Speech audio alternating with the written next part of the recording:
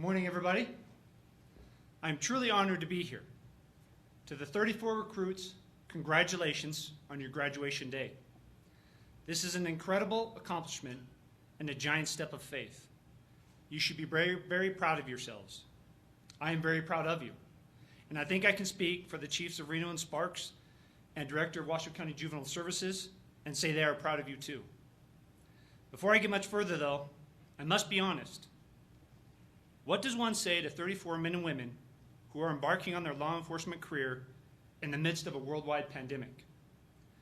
What do you say when amidst that pandemic, there are 4 officers in another jurisdiction whose actions, or lack thereof, take the life of a man pleading to them that he can't breathe?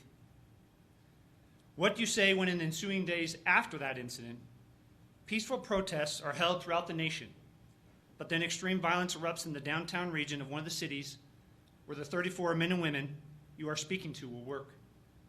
And when that extreme violence is erupting in cities and towns and counties all across our nation at the same time, what do you say? I wondered a bit, but I think I've been able to find some insight to share, and I'm hopeful it comes from the heart of why we are law enforcement officers. We all choose law enforcement careers because we are proud of our community and we are proud of our profession. And feelings about our community are exactly why people have taken to the streets throughout our nation over the past 2 weeks, protesting peacefully. I'd venture to say it is also why people took to the streets in various cities, including one of our own, destroying property, being violent, and frankly, rioting in the streets. You see, while some people have very different ways of showing it, and we will never tolerate violence or destruction, we may be more similar than you think. And in these trying, difficult, and ever-changing times, finding similarities and commonalities among ourselves just might be what gets us through it. Last week in a statement I issued to the community, I quoted Mother Teresa. She once said, quote, "If we have no peace, it is because we have forgotten that we belong to each other," end quote. Perhaps we momentarily forgot that we belong to each other. And maybe it's up to us to be the leaders who remind all of us. Think about this for a moment. I've been in law enforcement for more than 23 years, and the conversation of change has been had many times during my career. When I took office as sheriff, I brought members of our community together and formed a community engagement committee. Over the last 18 months, I've looked to them many times for their input and their advice. Law enforcement as a region has held regular breakfast meetings with the faith-based community and participated in several race symposiums. However, we must do more. It has never been clearer to me that now is a moment of change, deep, tangible, and long-lasting change. How fortunate for you that the moment of transparent and accountable change is at the very beginning of your career. I'm the old generation, and let's not focus on my age, and you are the new generation. You have been given the opportunity to join law enforcement family on the ground level of radical worldwide change. Whether you are joining the Washoe County Sheriff's Office, Reno Police Department, Sparks Police Department, or Washoe County Juvenile Services, you will be out in the community interacting with people of all ages, races, ethnicities, and viewpoints. You will have the opportunity to make a difference in someone's life. You will see people at the very worst moment of their lives. And you will see people who absolutely do not want your help, your assistance, or frankly, even your presence near them. You will encounter people who will not like you simply because you're a law enforcement officer. And you will encounter people that will thank you. How awesome is the fact that each of these instances, you have the opportunity to make a difference and affect change. No matter what the circumstances are, the trust the community has in law enforcement is extremely precious. The actions of 4 officers in Minneapolis, who we don't know and probably never will, has had an everlasting negative effect on the trust between every community and law enforcement agency in our nation.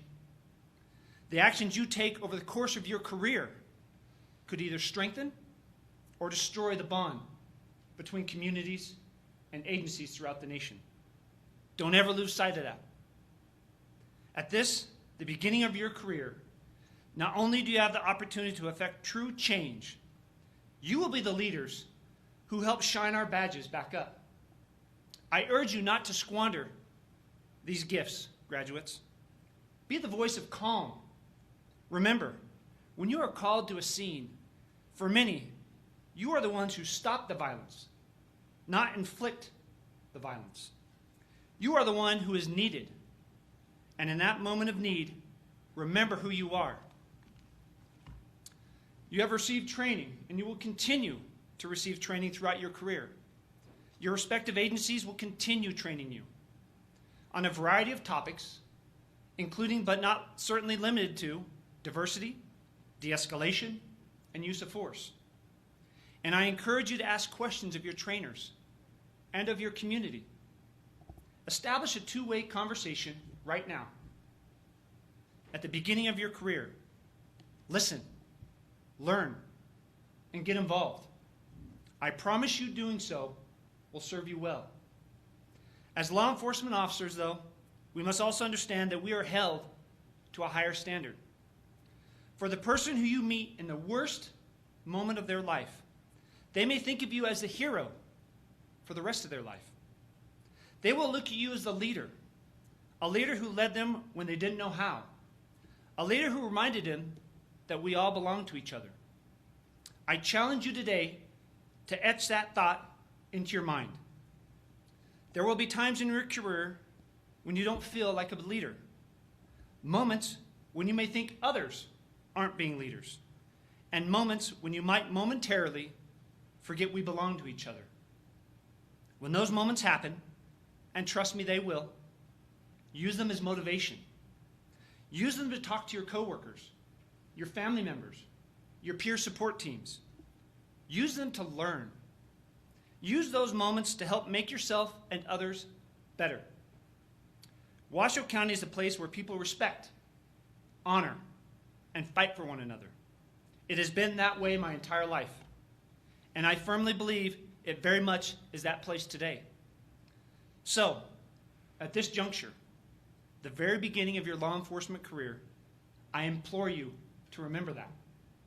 Remember that everyone you meet deserves to be respected, deserves to be honored, and deserves to be fought for. I would venture that if you lead from a place of respect and honor, you will find you have a solid foundation for your law enforcement career. I can't sugarcoat it. These are trying and challenging and ever-changing times.